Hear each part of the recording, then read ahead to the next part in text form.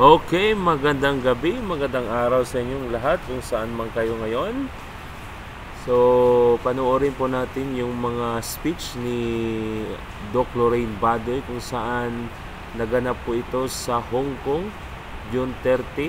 So, doon po sila nag-attend ng Maisog Rally sa Hong Kong. So, wala nang paligoy-ligoy, i-play na natin ang mga banat ni Doc Lorraine Badoy. Hindi ninyo nararamdamang mga OFW itong si Bongbong Marcos.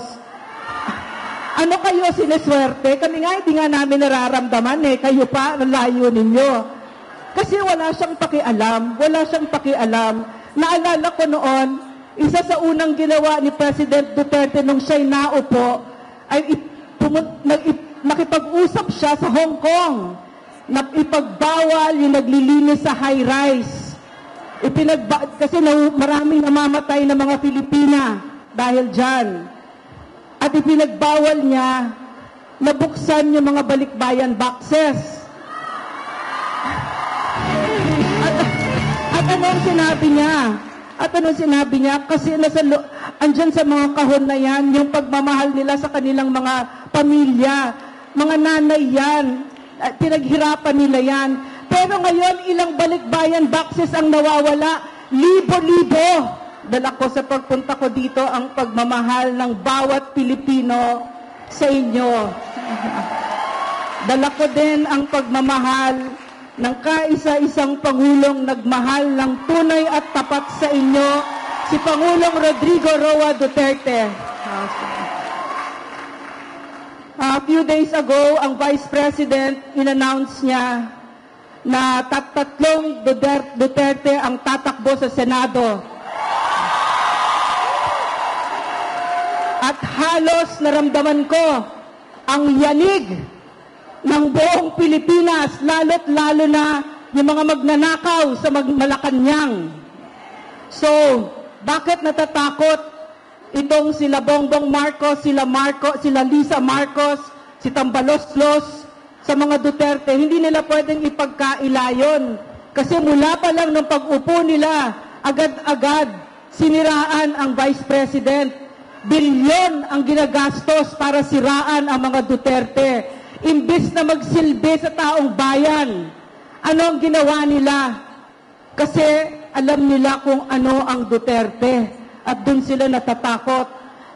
Ang alam nila, ang Duterte ay totoong nagsisilbi sa bayan. At narinig ko at nalaman ko mula pa sa mga opisyal na hanggang ngayon nakaupo sa gobyerno, ang sabi nila sa akin, "Ma'am, walang pag-asa ito. Nandyan talaga sila para magnakaw sa bayan." Hindi ko na siguro ito iniimbento. Kitang-kita, nalalapit ang SONA. Ano ang sasabihin ni Bongbong Marcos? Wala. Sabihin niya kung ano ang ginawa niya sa 90 billion na PhilHealth Fund na dapat sa mga benepisyaryo lamang pupunta, na hiningi niya at sinabi niya para daw sa noble causes. Meron pa bang mas magiting na goal kaysa yung paalagaan ang kalusugan ng mga mahihirap? Bakit hiningi ng Office of the President na bawal sa batas ang 90 billion na PhilHealth Fund? Hindi lang yon. Bakit 500 billion ang ayuda na hiningi ni Martin Romualdez na nasa likod niya ay yung asawang Palakang Araneta? Bakit? Doon sa 3 taon na may pandemya tayo, ang ginastos ng gobyerno, 130 billion. Ito, 500 billion. At ito may kita mo, pinaka nagugulat ako sa gobyernong ito. Walang kapasidad mahiya sa Pilipino. Kami noon,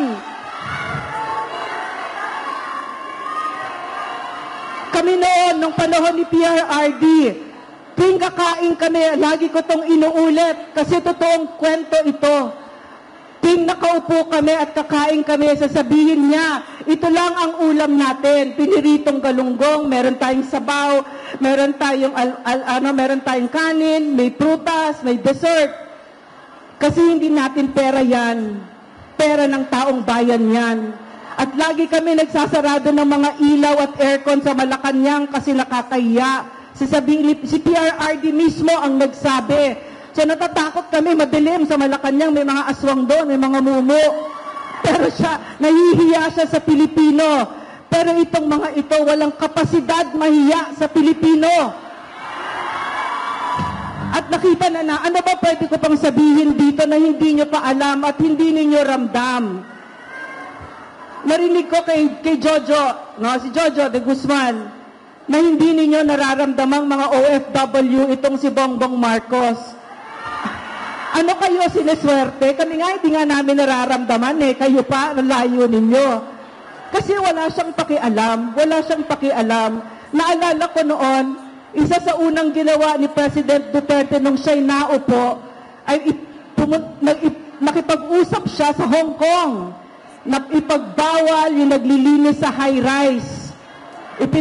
Kasi maraming namamatay na mga Pilipina dahil dyan. At ipinagbawal niya na buksan yung mga balikbayan boxes. At anong sinabi niya? Kasi andyan sa mga kahon na yan, yung pagmamahal nila sa kanilang mga pamilya, mga nanay yan, pinaghirapan nila yan. Pero ngayon, ilang balikbayan boxes ang nawawala? Libo-libo. Nakakaiyak, nakakagalit itong nangyayari sa Pilipinas. At itong mga nakaupo, ang pinakamakapangyarihan mula Kongreso hanggang Senado, sila ang may pinakamalaking atraso sa Pilipinas. Hindi na sila, yung kapangyarihan na hawak nila, ay mismong ginagamit lang nila para sa kapakanan nila at para wasakin ang ating bansa. So, narinig ninyo mula kay Eric, kay Banat, sa mga vloggers lahat kung ano nangyayari. Nakakalungkot ang Pilipinas ngayon. Ang ginagawa nitong sila Bongbong Marcos, nakita ninyo yung ang sinasalag na talaga nila mismo ay ang saligang batas, ang Bill of Rights. Alam niyo yung Bill of Rights? Pinakasagrado na mga karapatan natin yan. Peaceful assemble, freedom of expression. Kami ni Eric na illegally detained kami kasi tinanong namin si Tambaloslos. Tambaloslos, totoo bang 1.8 billion ang travel allowance mo? At dahil doon na illegally detained kami. Yung pala 2.06, mas malaki. So ang ibig sabihin, ayaw nila. Tingin nila kanila yung pera na yan. At kaya pala, yung freedom of the press ay wala na. Kasi ang dami pala nilang gagawing bulok. Napakarami pala nilang planong gagawin na napakasama para sa Pilipinas. So,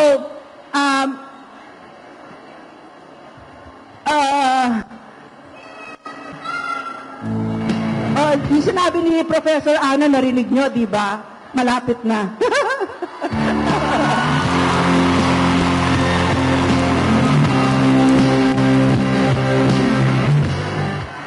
Alam niyo itong sila Bongbong Marcos, si Lisa Marcos, at saka si Tambaloslos. Tama talaga si PRRD. Sinabi ni PRRD, wala kayong alam at hindi ninyo kilala ang Pilipino.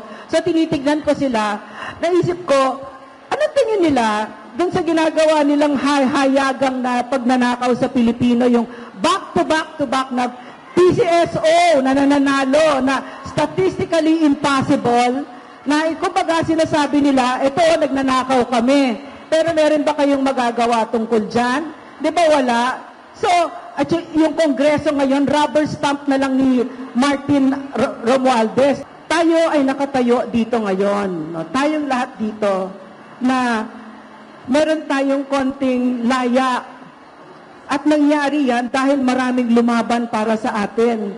Duyan talaga tayo ng mga bayani, ng mga magigiting. Maraming namatay na mga bayani, mga sundalo.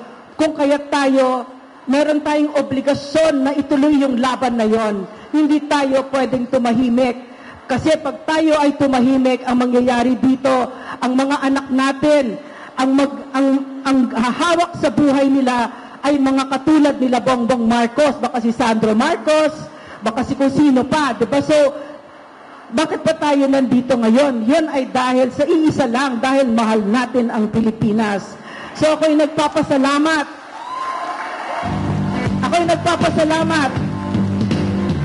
Na tama si Pastor, tama si PRRD, tama lahat kami dito, na kami ay sumusugal para sa Pilipinas kasi alam namin panalo tayo dito. So maraming salamat at nagpapakilala ulit tayo sa mga walang yang. Thank you.